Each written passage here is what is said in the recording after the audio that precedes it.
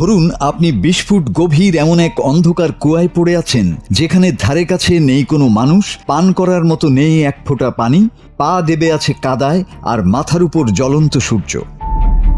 1 ঘন্টা বা 2 ঘন্টা নয়, এভাবে পুরো 96 ঘন্টা, অর্থাৎ 4 দিন 4 রাত। মৃত্যু প্রতিটি মুহূর্তেই দাঁড়িয়ে আছে আপনার সামনে, কিন্তু তবুও আপনি হার মানেননি।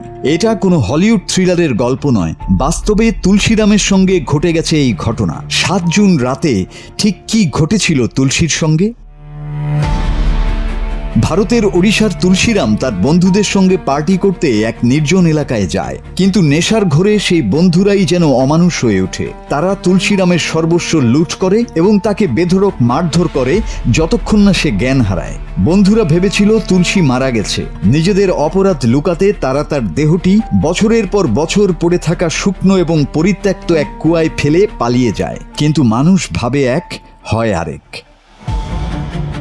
তুলসীরাম বেঁচে ছিল।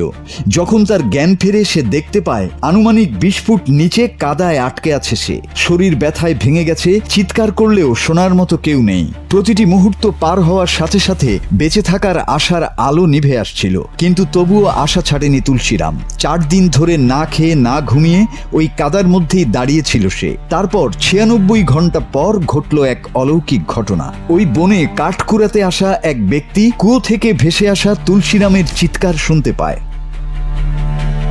তারপর রেস্কিউ টিম যখন তুলসীরামকে কুয়ো থেকে বের করে আনে, ততক্ষণে তার পায়ে চরম ইনফেকশন ছড়িয়ে পড়েছে। নিজের হাতটুকু তোলার ক্ষমতাও তার ছিল না।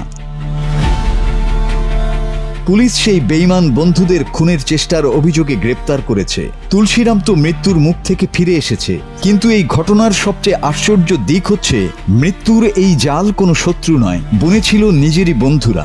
বন্ধুত্ব যেখানে আস্থা হওয়ার কথা ছিল, সেখানেই জন্ম নিল বেঈমানি। আজকের দিনে বন্ধুদের ওপর কি চোখ বন্ধ করে বিশ্বাস করা যায়? মাসুদ হাসান, বাংলা টিভি।